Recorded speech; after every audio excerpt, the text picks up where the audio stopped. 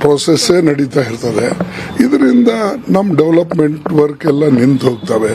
Nearly 1/3 budget ನಮ್ಮ ರಾಜ್ಯದ್ದು ಎಲ್ಲ ದೇಶದ್ದು ಎಲ್ಲ ನಿಂತು ಹೋಗ್ತದೆ. ಇಷ್ಟೊಂದು ಲಾಂಗ್ ಅದು ಕೋಡ್ ಆಫ್ ಕಂಡಕ್ಟ್ ಹಾಕಿ, ಬೇರೆ ಕಡೆನೂ ಎಲೆಕ್ಷನ್ ನಡೀತಾವೆ, ಬಟ್ ಈ ಕೋಡ್ ಆಫ್ ಕಂಡಕ್ಟ್ ಈ ರೀತಿಯಾಗಿ ಇರೋದಿಲ್ಲ. ಅವ್ರ ಕೆಲಸನೂ ನಡೀತಿರ್ತದೆ, ಆ ಕಡೆ ಡೆವಲಪ್ಮೆಂಟ್ ವರ್ಕ್, ಇನ್ಫ್ರಾಸ್ಟ್ರಕ್ಚರ್ ಎಲ್ಲ ನಡೀತದೆ. ಇನ್ನೊಂದು ಕಡೆ ಎಲೆಕ್ಷನ್ನು ನಡೀತದೆ. ಇಲ್ಲಿ ನೀವು ಎಲೆಕ್ಷನ್ ಅಂದರೆ ಕೆಲಸ ಮಾಡಬೇಡಿ, ಡೆವಲಪ್ಮೆಂಟ್ ಮಾಡಬೇಡಿ, ಇನ್ಫ್ರಾಸ್ಟ್ರಕ್ಚರ್ ಮುಂದಕ್ಕೆ ಒಯ್ಯಬೇಡಿ.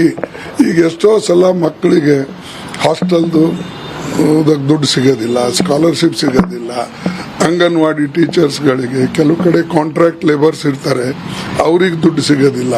ಇವೆಲ್ಲ ಭಾಳ ಡಿಫಿಕಲ್ಟಿ ಇರ್ತವೆ.